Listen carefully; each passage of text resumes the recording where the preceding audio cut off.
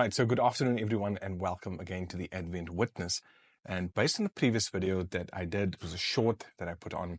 I am in Kimberley and I'm going to Beaconsfield Church. Now, I need to give you a bit of history before we actually physically go there, so you understand the significance of this. Now, as you know, this is the very first Seventh-day Adventist Church that was built on the entire African continent. And this is all thanks to one man and then his influence over others, a man by the name of William Hunt. Now, William Hunt came here from America in 1871, and the whole idea was that he was actually looking to accumulate wealth. At that stage, Kimberley, obviously we know about the diamond mine, so he wanted to come and see if he could get a bit wealthy here as well. So he arrives here in 1871, but at the same time, he wants to share his faith. He wants to share literature. And in the town where he was staying, here in Kimberley, he was labeled as the laziest man in town. And why is that? Because at that stage in history, Sunday was the day where, no work has been done. And he was observing the Saturday Sabbath, the biblical Sabbath. So what happens here is that he's working Monday to Friday, and then on a Saturday is off, and on a Sunday everyone is off. And so people say, well, he's observing, two Sabbaths, and so it becomes this whole thing of him being so lazy. So one Sabbath afternoon, while he's sitting at home, a gentleman by the name of George Van Druten passes by, and says, listen, we've heard about the fact that, you are observing 2 days and you're the laziest guy around and all this type of thing. And as they start conversing, Van Druten realizes that William Hunt is observing the biblical Saturday Sabbath. And a while earlier, Van Druten had also discovered the biblical Saturday Sabbath for himself. And he was so overjoyed that he takes William Hunt to his friend Peter Wessels. And here they discover that all three of them know about the Saturday Sabbath. And they are so overjoyed. They begin with Bible studies, all this type of thing, and a lot takes place. Now, as a result of the influence of William Hunt over these gentlemen, and the three of them then deciding to put their resources together, they bring missionaries over from America, and the Beaconsfield Church is then completed and built in 1890. And again, this is the very first Seventh-day Adventist Church on the African continent. So I was here a while back, and I went to Beaconsfield for the very first time. Subsequent to that, our church is busy restoring it because there's been a lot of damage over the years. It was built in 1890.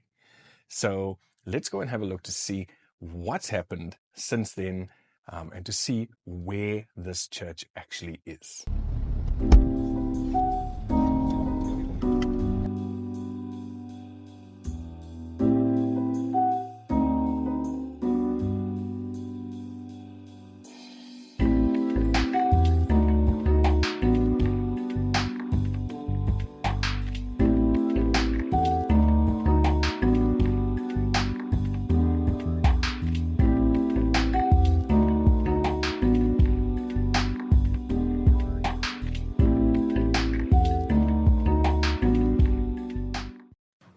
And here we are at Beaconsfield Church. You can see there's already renovations underway. Let's go a bit closer. And this is the one side of the church. You can see the old school style of building. You can even see the foundation on rock. That's symbolic on its own. That would have been the church entrance over there. Windows, rear door, and you can see, there's a lot of work that needs to be done here. Now, bear in mind, when this church was established formally under the Seventh-day Adventist name, it started with 21 members in total. Just 21.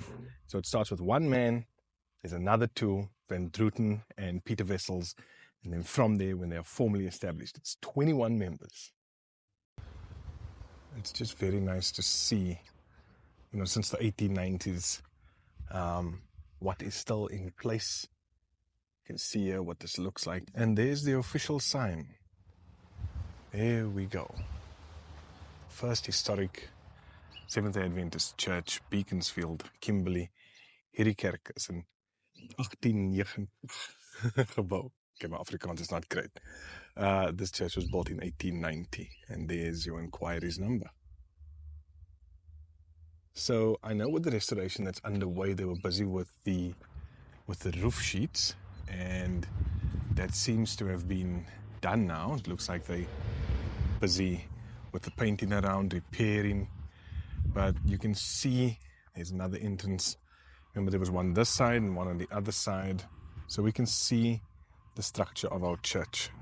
So one of the things that's very important about this building is the fact that Peter Wessels, who was here, he actually sold his property to be able to take that money and invest it not only into this, what would become this church, but also a lot of properties that we know as Adventists. For example, Helderberg College, the property for Salusi, there was an orphanage and a sanitarium as well.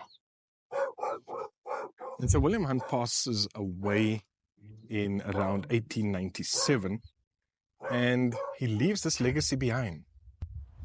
And I want you to think about this, because this is the result of one man who has no theology degree or anything like that, but he just wants to share his simple faith that he has in God and His Word. And look what it resulted in. And so today, a region, the South African Indian Ocean Division, which is like the whole of Africa and Madagascar and that, the whole of that region, because of this one man, now has, it's actually the largest division within our Seventh-day Adventist Church. All starting from humble beginnings here in Kimberley, but it becomes the largest division in our entire church in terms of membership. Faithful man, just wanted to share the truth found in God and His Word. And there you have it, folks. So that is Beaconsfield. You can see the surrounding area over here. Looks like this was part of another house as well. The church is at the moment busy with the restoration, and as I come to Kimberley every now and then, every few months, it's going to be exciting to see the transformation that takes place. Apparently they want to turn this into a museum for us as Adventists to know where our history began here in South Africa, and I still need to get inside at some point, so hopefully I'll get the keys and get some permission to go and shoot inside as well. But in a surprise turn of events, we got the keys and we are going in. Here we go. Okay, so here we are. This will probably be like the hall, and this is the church itself. So we're going to look, they're busy with the benches over there. That's like the main church area, that would be your pulpit area. So let's have a look at what we have here. Here we have a Christ in Song. These are some artifacts, a Bible, record card, Christ in Song. There's I don't know if you can see it, a great controversy there at the back. That one over there, that's your great controversy. Some reports. And then here we have, this is George Van Druten. That was his wife. And there we have that was donated, who it was donated by. Posters on the wall here from the 1800s. Some more of this, our early church. I mean, this is a lot of history, folks. But there's your floors. These are still solid. These are going to be replaced. Stunning, stunning. There's the guys at the beginning. Peter Wessels. And then over here, we have the Sabbathschool bell, the original keys of the church, the original offering plates that they used, a Dutch Bible, great controversy. And this was actually the Bible belonging to George Van Druten. And this is Rockaby Park. It's a list of the members Membership names. Wow. No, Square Park. Oh, yeah, the squeal. Yeah. Records of meetings. So there's a lot of documentation here. Sabbath school minutes. Wow. And this you can see, Sabbath school minutes from 1908. So that means this is all, sure. Wow, a lot of history here. A lot of history here. Anyway, and there you have it. So I hope you enjoyed this video.